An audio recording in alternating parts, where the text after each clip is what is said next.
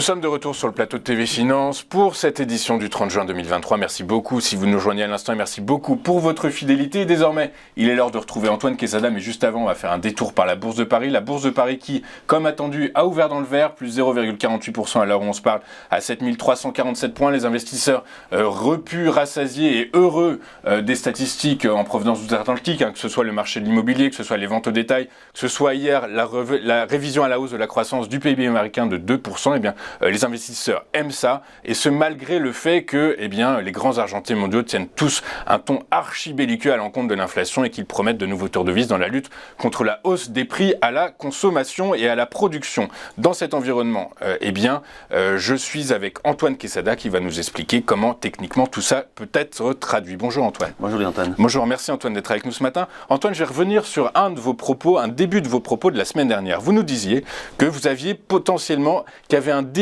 d'une figure technique qui matérialisait un rebond, un marché haussier. Je précise que vous nous avez bien dit que la figure n'était pas encore totalement construite et qu'il fallait attendre avant de pouvoir avoir accès à ce qu'elle signifie concrètement sur le marché. C'est bien ça ? Est-ce que vous aviez raison ? Oui, j'avais raison. Qui en doute ? Bon, je vous montre d'abord... faisons un point. Mais effectivement, vous nous avez parlé... Alors, c'était quoi cette figure ?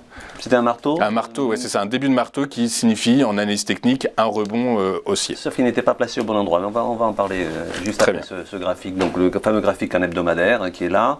Alors, vous remarquerez que...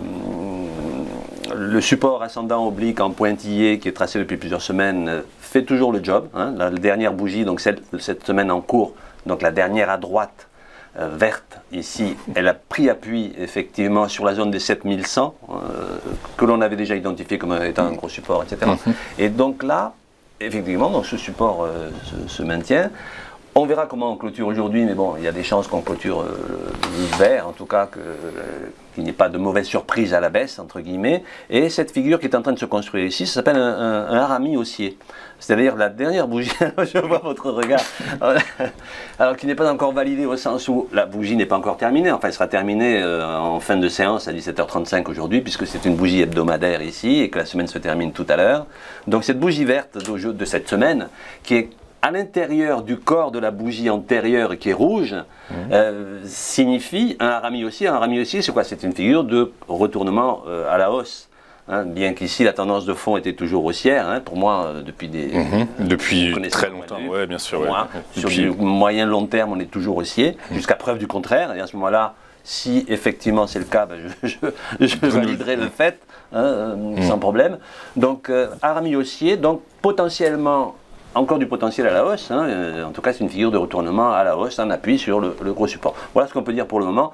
Ma théorie sur le fait que le retournement de long terme n'était pas à l'ordre du matérialisé. Jour, c'était aussi lié au fait que généralement, et ça c'est dans mes formations, je l'évoque, même si ça n'est pas une science exacte, parce que rien n'est une science exacte, mais enfin on raisonne en termes de probabilité. Les mathématiques. Bah oui, quand on a 85% ou 87% de probabilité de quelque chose, les mathématiques, une science exacte, oui, sauf que 1 plus 1. On a du mal à diviser 1 par 3.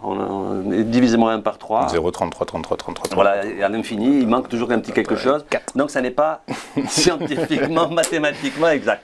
Vous ne vous attendiez pas à ma réponse. Voilà, mais c'est pour la petite histoire. Du coup, alors là, on était sur le graphique long terme. On était en hebdo, on va basculer sur le quotidien probablement. Absolument. Voilà le graphique en journalier. Donc, effectivement, on parlait du marteau la semaine dernière. Vous l'aviez évoqué, je vous avais dit, mais à l'endroit où il est placé, ça n'est pas encore ça. Donc, le marteau dont on parlait, c'était le jeudi dernier. Jeudi, effectivement, ce marteau était à l'intérieur de la bande de Bollinger. Si l'on peut il faut compter. La dernière bougie en cours, c'est celle d'hier. En fait, qu'est-ce qui s'est passé le vendredi en séance ? C'est qu'on a fait un doji. Un doji qui est une figure d'hésitation. Un doji qui a même clôturé en dessous du marteau. Donc ça, c'était vendredi, pour que tout le monde comprenne. Ouais. Et en revanche, lundi, on a eu un nouveau marteau qui, lui, a fait un bas bien plus bas. C'est celui-là. Non, c'est celui-là. La bougie la plus basse. On est allé chercher le bas de la bande de Bollinger, donc on a fait un bas plus bas que les séances précédentes. Et c'est là que on s'est approché du gros support des 7100 points.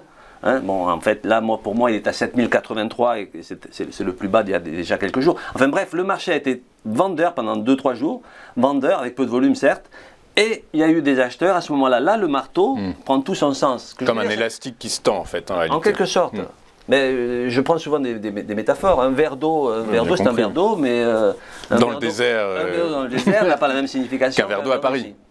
Pourtant, c'est le même verre d'eau, sauf que l'endroit où il est placé, ou le moment, le timing est très important. D'où cette notion de un marteau. Si vous regardez l'intérieur du graphique, on peut trouver d'autres marteaux qui n'ont rien donné. Je n'ai pas les dates ici. Oui, c'est-à-dire c'est un faisceau d'indicateurs qui doivent déterminer, qui détermineront un marteau. Un mouvement. C'est censé être exploitable pour un rebond haussier lorsqu'on a fait un excès baissier. C'est logique. Bon, et là alors Antoine, du coup, où allons-nous aujourd'hui et éventuellement la semaine prochaine? J'avais évoqué le fait, c'était assez évident que le support des 7100 points allait très certainement donner provoquer un rebond haussier, ce qui a été le cas. Effectué. Ce rebond, il est toujours en cours. Ça fait plusieurs jours donc que le marché revise comme objectif les 7400 points que j'ai matérialisé ici, en fait résistance 7403 points, pardon, qui est le point haut de la bougie verte que vous avez au niveau de la résistance en rouge qui est là. Donc que dire? Je n'ai pas mis un troisième graphique, mais j'aurais pu le faire sur un 4 heures, et là je le dis à ceux qui font de l'intraday ou qui sont des puristes, sur un graphique en 4 heures, au plus bas de ce marteau donc de lundi, on a également un marteau sur le 4 heures qui lui sortait de la bande de Bollinger et avec une petite divergence haussière. On a une tasse à séquence sur un 4 heures. Alors, elle n'est pas visible ici, encore une fois. La ligne de coup, là je le dis pour ceux qui suivent, qui font du day trading, la ligne de coup de cette tasse à séquence, qui est une figure de retournement à la hausse, sur un chandelier japonais de 4 heures, est à 7236 points. Et cette ligne de coup, donc validée d'une figure donc, en tasse à séquence, dont l'objectif, et je pense que ce sera le prochain objectif, c'est pour ça que j'en parle là, le prochain objectif de court terme, a priori, sera les 7366 points, c'est-à-dire les 100% de potentiel théorique de cette figure de retournement haussière, qui est donc la tasse à séquence, qui n'est en fait qu'un double creux, dont la ligne de coup J'allais vous le dire. La tasse à séquence, c'est de la famille des doubles creux, et à ce moment-là, donc prochain objectif théoriquement, 7366 sur les chandeliers. Et donc ça, c'est à court terme. C'est-à-dire que potentiellement, on a l'inflation en zone euro qui va ressortir, qui sera publiée tout à l'heure. Oui, ça potentiellement, on est à 22 points de cet objectif. Potentiellement, on pourrait, c'est ça. Si l'inflation, si le fondamental rejoint la technique, c'est-à-dire qu'on a l'inflation à 11h qui sera publiée en zone euro, l'inflation pour la zone euro qui sera publiée à 11h, et évidemment le marché de l'emploi aux États-Unis, eh bien si tout est... Ah non, c'est le PCE Core, pardon. On a l'indice des prix à la consommation des ménages. On a le PCE Core à 14h30. C'est ça le prochain catalyseur en fait en réalité qui pourrait permettre au marché à court terme d'aller chercher les 7300 points. Mais la grosse résistance désormais, c'était déjà le cas la semaine dernière, est à 7403 points. D'ailleurs si on regarde Fibonacci, on voit si besoin un été, de voir la pertinence de ces niveaux. Donc voilà, on va naviguer, et je les ai tracés en rouge, cette résistance et ce support, on va naviguer dans ce range latéral entre 7083 points et 7403. Il est entendu qu'une clôture au-dessus ou en dessous de ces niveaux validerait un potentiel de hausse supplémentaire ou au contraire d'enfoncement sur du court terme à la baisse. Mais la probabilité, c'est plutôt qu'on aille vers les 7 et qu'éventuellement... mais ça sera quand même une résistance difficile à franchir. Les 7400, oui, c'est plus que symbolique, c'est effectivement technique. Merci beaucoup Antoine d'avoir été avec nous ce matin. Donc je rappelle, un prochain catalyseur, 11h l'inflation en zone euro, 14h30 l'indice des prix à la consommation des ménages aux États-Unis. Tout ça, ça pourrait permettre à l'indice phare parisien d'aller chercher les 7366 puis les 7400 points, peut-être, éventuellement. Mais là, attention à ce qui pourrait se passer sur les... Donc du coup, ça veut dire quoi? Ça veut dire 7400 points, on prend ses bénéfices si on y va? En fonction évidemment de sa stratégie, de la composition de son portefeuille, etc., de son PRU.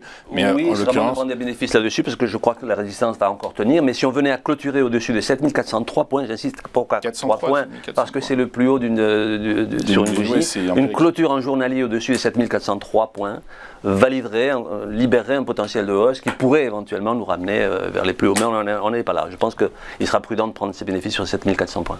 Eh bien écoutez, j'espère que vous avez bien tout noté.